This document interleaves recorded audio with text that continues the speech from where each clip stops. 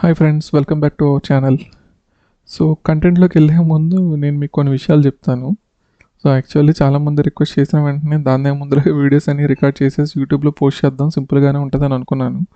But once content start చేశాక retakes ఎక్కువ అవుతున్నాయి. ఎందుకంటే I'm not a professional you know యూట్యూబ్లో ఇంతకుముందు ఎప్పుడు కూడా మనం రికార్డెడ్ వీడియోస్ కానీ లేదంటే వేరే ఏమీ చేయలేదు. మోరోవర్ ఏంటంటే మనం యూట్యూబ్లో వీడియోస్ని పోస్ట్ చేసేసి రెవెన్యూ జనరేట్ చేసేసి డబ్బులు సంపాదించేద్దాం అన్న ఉద్దేశం కూడా లేదు. సో అందుకని ఈ వీడియోస్ని ఎక్కడ కూడా నేను థంబ్నెయిల్స్ ఎడిట్ కానీ లేదా వీడియో ఆడియో ఎడిట్ కానీ ఏమీ చేయట్లేదు. దట్టు నేను కూడా కొంచెం ఫ్రెషర్నే కాబట్టి మీకు అక్కడక్కడ కొంచెం మాటలు తడబడతాం కానీ లేదంటే కొంచెం గ్యాప్ వచ్చినా కానీ ఏదైనా మిస్టేక్స్ వచ్చినా కానీ ఐఎమ్ సారీ ఫర్ దట్, కొంచెం అడ్జస్ట్ చేసుకోండి. బట్ కంటెంట్ అనేది మట్టుగా నేను క్లియర్గా చెప్తాను. సో ఈవెన్ మీరు కంటెంట్ వీడియోస్ చూసేటప్పుడు కూడా మీకు ఎక్కడైనా ఏదైనా డౌట్ ఉంటే కనుక అక్కడ వరకు మీరు పాస్ చేసుకొని మళ్ళీ ఒకసారి రివైండ్ చేసి ఆ కంటెంట్ ఏంటనేది అర్థం చేసుకోవడానికి ట్రై చేయండి. నేను పెట్టే వీడియోస్ అన్నీ కూడా చాలా షార్ట్ వీడియోసే. మీకు నాకు తెలిసి ఒక 6 to 10 వీడియోస్ కన్నా ఎక్కువ రావు ఈ యూట్యూబ్ ఛానల్లో ఈ నేను చెప్పిన కంటెంట్కి. ఓకే, సో మీరేంటంటే మీకు ఫ్రీ ఉన్న టైంలో ఓకే మీరు నేను నేర్చుకోవాలి అన్న ఎంథ్యూజియాజంతో ఉన్న వాళ్ళు మట్టుకే కొంచెం డెడికేటెడ్గా చూసి నేర్చుకోండి.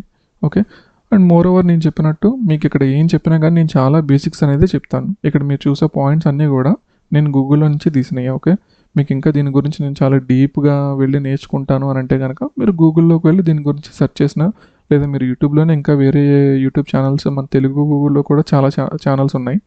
సో ఈవెన్ ఆ కంటెంట్ కూడా మీరు చూస్తే ఇంకా మీకు వాళ్ళు చాలా డీప్గా నాలెడ్జ్ ఇస్తారు. బట్ నేనేంటంటే ఇది ఒక రెవెన్యూ బేస్డ్ కింద కాకుండా జస్ట్ ఇన్ఫర్మేషన్ షేరింగ్ బేస్ మీద ఈ వీడియో షేర్ చేస్తున్నాను కాబట్టి నేను ఎక్కువ కంటెంట్ అయితే ప్రొవైడ్ చేయను.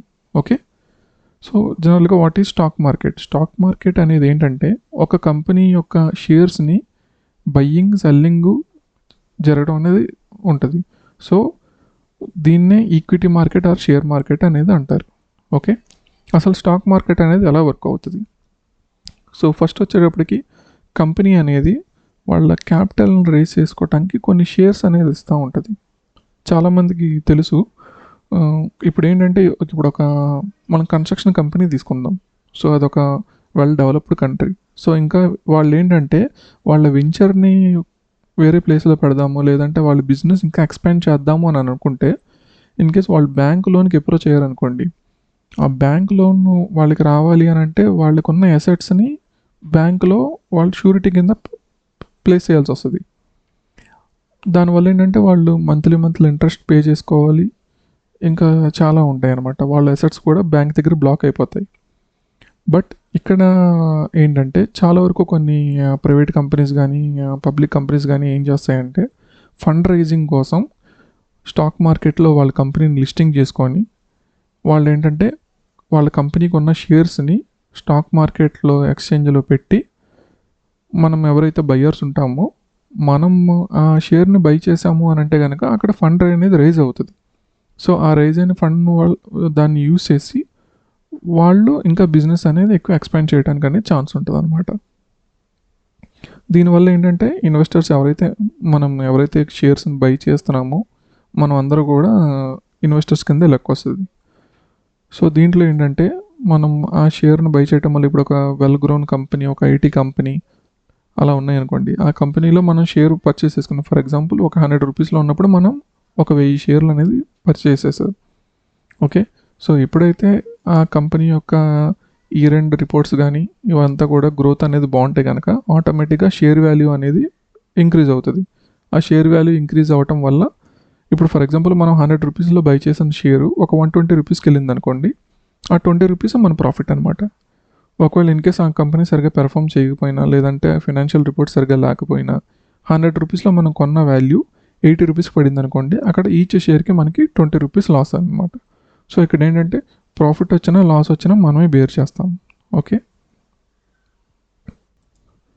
ఇక్కడ కంపెనీ యొక్క షేర్ వాల్యూ కూడా మెయిన్ బయ్యర్స్ అండ్ సెల్లర్స్ మీద ఎక్కువ ఆధారపడి ఉంటుంది. సో ఇప్పుడు ఆ ఫైనాన్షియల్ రిపోర్ట్స్ అనేది బాగున్నాయి అని అంటే కనుక చాలామంది ఏంటంటే ఆ కంపెనీలో ఒక కంపెనీ గ్రోత్ అనేది ఉంది కాబట్టి సో ఇంకా అది ఇయర్ ఎండ్ అయ్యేటప్పటికి ఇంకా ఎక్కువ ప్రాఫిట్స్ రావచ్చు, లేదా నెక్స్ట్ 5 ఇయర్స్లో ఇది ఒక బాగా డెవలపింగ్ అవుతున్న కంపెనీ, సో దీంట్లో ఇంకా ప్రాఫిట్స్ అనేవి ఎక్కువ రావచ్చు అని చెప్పి ఆలోచించి షేర్స్ అనేది ఎక్కువ బై చేస్తూ ఉంటారు ఆ కంపెనీ యొక్క షేర్స్ని. సో దీనివల్ల ఏంటంటే దీంట్లో చాలా వరకు ఉంటాయి. లాంగ్ టర్మ్ ఉంటుంది, షార్ట్ టర్మ్ ఉంటుంది. కొన్ని ఏంటంటే ఇంట్రాడే అంటే ఓన్లీ ఆ రోజే కొని ఆ రోజే అమ్మేస్తాం. కొన్ని ఏంటంటే లాంగ్ టర్మ్ అనేవి ఉంటాయి.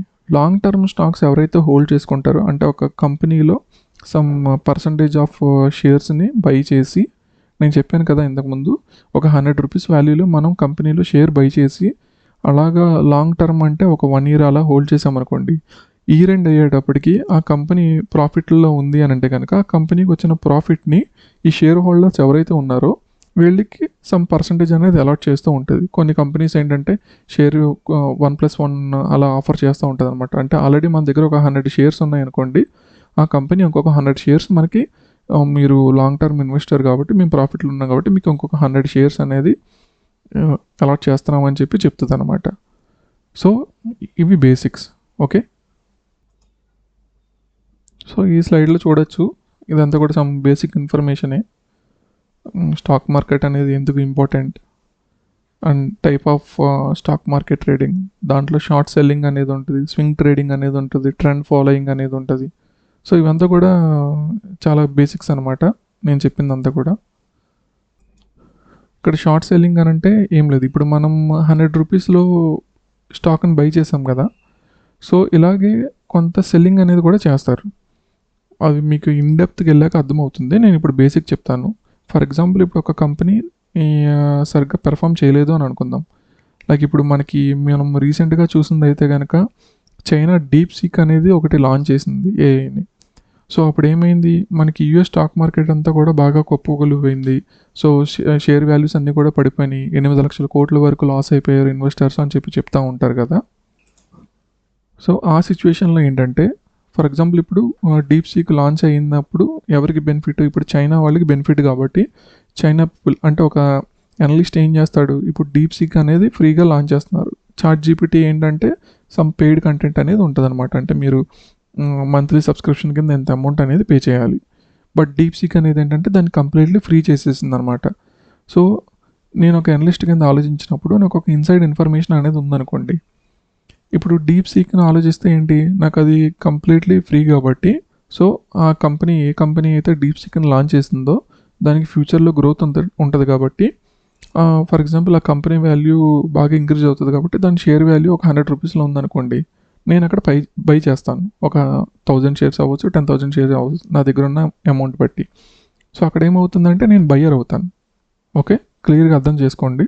ఆ కంపెనీ బాగా ఎదుగుతుంది, దాంట్లో ప్రాఫిట్స్ అవి వస్తాయి, దాంట్లో గ్రోత్ ఉంది, స్టాక్ వాల్యూ కూడా ఇంక్రీజ్ అవుతుంది అని చెప్పి నేను అనుకుంటున్నాను కాబట్టి దాంట్లో స్టాక్ని బై చేస్తున్నాను. బై చేసినప్పుడు ఏంటి, నేను బయ్యర్ని. ఓకే, ఇక్కడ సేమ్ సిచ్యువేషన్లో ఇది యుఎస్ మార్కెట్లో ఎఫెక్ట్ అవుతుంది కాబట్టి, సో నేనేం చేస్తానంటే యుఎస్లో ఏ కంపెనీస్ ఉన్నాయో, సో అంటే నేను ఒక అనలిస్ట్గా నేను అనుకుంటున్నాను వీడు ఫ్రీగా లాంచ్ చేశాడు కాబట్టి వాళ్ళు కొంచెం దెబ్బతినే అవకాశం ఉంది, వాళ్ళ రెవెన్యూ తగ్గచ్చు అని. కాబట్టి నేనేం చేస్తానంటే వాళ్ళ కంపెనీస్ యొక్క షేర్స్ని సెల్ చేస్తాను. అర్థం చేసుకోండి, నేను అక్కడ బై చేయను, సెల్ చేస్తాను. సెల్లింగ్ అంటే ఇప్పుడు ఆ కంపెనీ యొక్క వాల్యూ 100 రూపీస్ ఉందనుకోండి, 100 రూపీస్ నుంచి కిందకి పడుతుంది అని చెప్పి నేను గెస్ చేసి ఒక 1000 షేర్స్ ఎన్నో 100 రూపీస్లో సెల్ చేస్తాను. సో మార్కెట్ ఓపెన్ అయిన వెంటనే ఇన్ కేస్ అలాగే వాళ్ళ కంపెనీకి లాస్ అది వచ్చిందనుకోండి, అక్కడ నేను సెల్ చేశాను కాబట్టి, ఫర్ ఎగ్జాంపుల్ నేను సెల్ చేసినప్పుడు 100 రూపీస్లో సెల్ చేశాను. ఇన్ కేస్ అది 80 రూపీస్కి వచ్చాక క్లోజ్ అయింది అనుకోండి, నేను అక్కడ 80 రూపీస్ దగ్గర నేను మార్కెట్ ఆర్డర్లో ఎగ్జిక్యూట్ చేసేస్తే ట్రేడ్ని, అక్కడ నాకు 20 రూపీస్ ప్రాఫిట్. ఓకే, బయ్యింగ్ అనేది ఏంటి, బై అంటే ఎప్పుడు కూడా మనం కొన్న వాల్యూ నుంచి వాల్యూ పైకి వెళ్తూ ఉంటే మనకు వచ్చేది ప్రాఫిట్. ఓకే, లేదు మనం కొన్న వాల్యూ నుంచి కిందకి పడుతుంది అనుకోండి, మనకు వచ్చేది లాస్. సెల్లింగ్ ఏంటి, సెల్లింగ్ ఫర్ ఎగ్జాంపుల్ మనం 100 రూపీస్లో సెల్ చేస్తే 100 రూపీస్ నుంచి కిందకి పడతా ఉంటే మార్కెట్ అంటే 95, 90, 85, 80 పడుతుంది అనుకోండి, మనం ప్రాఫిట్లో ఉంటాం. అలా కాకుండా మనకి మార్కెట్ రివర్స్లో 100 రూపీస్లో సెల్ చేస్తే అది పైకి వెళ్తుంది అనుకోండి, 105, 110, 115, 120 వెళ్తే కనుక మనం లాస్ అవుతాం. ఓకే, సో ఇవన్నీ కూడా మీకు లైవ్లో మీకు చూపిస్తాను, శాంపిల్గా ఒక స్టాక్ అది తీసుకొని ఫ్యూచర్ వీడియోలో. ఇవి కొన్ని డే ట్రేడింగ్ అన్నమాట. స్వింగ్ ట్రేడింగ్ ఏంటంటే ఒక 3 మంత్స్, 4 మంత్స్ అలా ఒక లిమిటెడ్ పైన ఒక ఫ్యూ డేస్ గానీ, లేదా ఒక ఫ్యూ వీక్స్ గానీ నేను స్టాక్‌ని హోల్డ్ చేస్తాను. ఇంట్రాడే అంటే ఏంటి? మార్నింగ్ 9:15కి మార్కెట్ ఓపెన్ అవుతది. 3:30 క్లోజ్ అయిపోతది. ఇంట్రాడే అంటే నేను మార్నింగ్ 9:15కి మార్కెట్ స్టార్ట్ అయ్యాక స్టాక్స్ కొనటం, అలా హోల్డ్ చేసి ఈవినింగ్ 3:30 లోపు గనక నేను అమ్మేశాననుకోండి, దాన్ని ఇంట్రాడే అంటారు. అలా కాకుండా క్యారీ ఫార్వర్డ్ చేస్తాను. ఒకవేళ ఇన్‌కేస్ ఒక ఫ్యూ డేస్ గానీ, ఫ్యూ వీక్స్ గానీ క్యారీ ఫార్వర్డ్ అంటే ఇక్కడి నుంచి నెక్స్ట్ 3 మంత్స్, 6 మంత్స్ లేదా ఒక 4 వీక్స్‌లో ఈ కంపెనీ గ్రోత్ బావుంటది. మనకి రూ. 100లో కొన్న వాల్యూ ఒక 120, 125కి ఎళ్తది అని అనుకుంటే గనక దాన్ని అలా హోల్డ్ చేస్తాను. అలా హోల్డ్ చేసిన వాటిని స్వింగ్ ట్రేడింగ్ అని అంటామాట. ట్రెండ్ ఫాలోయింగ్ అని అంటే ఇదొక అనదర్ ట్రేడింగ్ స్ట్రాటజీ. సో, ఎప్పుడైతే మనకి ఒక స్టాక్ అనేది మంచి ట్రెండింగ్‌లో ఉందో మీరు అబ్జర్వ్ చేశారో లేదో, ఇంతకుముందు ఒకసారి మనకి అదానీ స్టాక్ అనేది కంటిన్యూస్ ట్రెండింగ్ ఉందనమాట. సో, అప్పుడేం చేస్తానంటే దాన్ని ఇంకా అలా ఎప్పుడైతే ఆ ట్రెండ్ కంటిన్యూ అవుతుందో, ఆ ట్రెండ్ కంటిన్యూ అయ్యేంత వరకు కూడా నేను స్టాక్‌ని అలా హోల్డ్ చేస్తాను. నాకు ప్రాఫిట్ వచ్చాక దాన్ని తీసేస్తాననమాట. ఓకే. ఓకే. ఈ స్లైడ్‌లో స్టాక్ ఎక్స్‌చేంజ్ అంటే ఏంటి? స్టాక్ ఎక్స్‌చేంజ్ అని చెప్పి మనం చాలా వింటూ ఉంటాము. సో, జనరల్‌గా దాంట్లో ఎన్ఎస్సి ఉంటుంది, బీఎస్సి ఉంటుంది. ఒకటి నేషనల్ స్టాక్ ఎక్స్చేంజ్, రెండోది బాంబే స్టాక్ ఎక్స్చేంజ్. జనరల్గా ఎక్కువ మంది ట్రేడర్స్ ట్రేడ్ చేసేది ఏంటంటే నేషనల్ స్టాక్ ఎక్స్చేంజ్ అనమాట, ఎన్ఎస్సిలో. సో మనం బయ్యర్స్, సెల్లర్స్ ఎవరైతే షేర్స్ అవి కొంటున్నామో లేదో బాండ్స్ కొంటున్నామో అవన్నీ కూడా ఇప్పుడు మనకి ఫర్ ఎగ్జాంపుల్ మనం బ్యాంకింగ్ ట్రాన్సాక్షన్స్ అనేవి చేస్తున్నాం. మనం వేరే వాళ్ళకి డబ్బులు ట్రాన్స్ఫర్ చేయడం కానీ, వాళ్ళు మనకి చేయటం కానీ. సో ఇదంతా కూడా మనకి ఎక్కడ ఉంటుంది? మెయిన్ ఆర్బీఐ దగ్గర ఉంటుంది అనమాట. ఏ బ్యాంకింగ్లో ఏ ట్రాన్సాక్షన్ జరిగినా ఆర్బీఐలో మొత్తం అంతా కూడా రికార్డెడ్గా ఉంటుంది అనమాట. ఈ పలానా పర్సన్ ఇక్కడ నుంచి ఒక 10,000 వేరే పర్సన్కి పంపించారు, ఏ నుంచి బీకి వెళ్ళింది, బి నుంచి ఏకి వెళ్ళింది. సో అలా బ్యాంకింగ్స్ అన్నట్లని కంట్రోల్ చేసేది ఆర్బీఐ. అలాగే ఇక్కడ మనకి ట్రేడింగ్ ప్లాట్ఫామ్స్ ఏవైతే ఉన్నాయో, సో ఈ ట్రేడింగ్ ప్లాట్ఫామ్స్ని నెక్స్ట్ లేదంటే ఈ బయ్యింగ్, సెల్లింగ్ షేర్స్ని, ఈ బాండ్స్ కానీ వీటన్నిటిని కంట్రోల్ చేసేది అంటే ఈ డేటా అంతా కూడా ఉండేది స్టాక్ ఎక్స్చేంజ్ దగ్గర అనమాట. సో అది national stock exchange. Okay. So ఇంతకుముందు మీకు చెప్పాను కదా స్టాక్ అని. సో అంటే ఇప్పుడు ఏదైనా ఇప్పుడు ఒక ప్రైవేట్ లిమిటెడ్ కంపెనీ కానీ లేదా ఒక పబ్లిక్ లిమిటెడ్ కంపెనీ కానీ, సో వాళ్ళు మార్కెట్లో రిజిస్టర్ అయ్యాక ఇప్పుడు ఫర్ ఎగ్జాంపుల్ 100% ఆఫ్ షేర్స్ ఒక ఏ అనే పర్సన్ దగ్గర ఉన్నాయి అనుకోండి. సో తను స్టాక్ మార్కెట్లో లిస్టింగ్ చేసుకొని నా షేర్స్ కొన్ని స్టాక్ ఎక్స్చేంజ్లో పెడదామని చెప్పి అనుకున్నాడు అనుకోండి. 51% ఆఫ్ ది షేర్స్ తను ఉంచుకొని 49% ఆఫ్ షేర్స్ స్టాక్ ఎక్స్చేంజ్లో పెట్టాడు అనుకోండి. సో మనం ఆ 49% ఉన్న స్టాక్స్ని మనం బయ్యింగ్ అని అంటే చాలామంది అంటే హ్యూజ్ లిక్విడిటీ స్టాక్స్ ఉంటాయి కొన్ని. అంటే కొన్ని ఫర్ ఎగ్జాంపుల్ ఒక 5 లక్షలు లేదా 10 లక్షల స్టాక్స్ ఉన్నాయి అనుకోండి. సో మొత్తం అన్నీ మనం కొనలేం కదా, అంటే అంత ఇన్వెస్ట్మెంట్ మన దగ్గర ఉండదు. ఫర్ ఎగ్జాంపుల్ మన దగ్గర ఒక ఆ షేర్ వాల్యూ 100 రూపీస్లో ట్రేడ్ అవుతుంది అనుకోండి. మన దగ్గర ఒక 10,000 ఉంది. 10,000 క్యాపిటల్తో మనం ఎన్ని షేర్లు కొనగలం? 100 షేర్సే కొనగలం. అంటే ఈచ్ షేర్ 100 రూపీస్ కాబట్టి మన దగ్గర ఉన్నది 10,000. సో మనకున్న 10,000 మనకు వచ్చేది 100 షేర్స్ అనమాట. సో ఆ స్టాక్ని వాళ్ళు స్టాక్ ఎక్స్చేంజ్లో పెడతారు. సో బయ్యర్స్ ఎవరైతే ఉన్నారో వాళ్ళు బై చేయటం, నెక్స్ట్ అలాగే సమ్ ప్రాఫిట్ గెయిన్ అయినా లేదా సమ్ లాస్ వచ్చినా కానీ మనం అక్కడ సెల్లింగ్ అనేది జరుగుతూ ఉంటుంది అనమాట ఈ స్టాక్ ఎక్స్చేంజ్లో. ఓకే. ఓకే.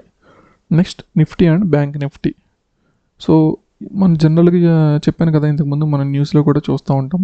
నిఫ్టీ ఇన్ని పాయింట్స్ గెయిన్ చేసింది, లేదా నిఫ్టీ ఇన్ని పాయింట్స్ లూజ్ అయింది, బ్యాంక్ నిఫ్టీ ఇన్ని పాయింట్స్ గెయిన్ అయింది, బ్యాంక్ నిఫ్టీ ఇన్ని పాయింట్స్ లూజ్ అయిందని. So Nifty and bank Nifty ఏంటి అని అంటే, నిఫ్టీ అనేది మన ఇండియన్ స్టాక్ మార్కెట్లో టాప్ 50 కంపెనీస్ని కలిపి వెయిటేజ్ చేస్తే నిఫ్టీ 50 అంటాం అనమాట.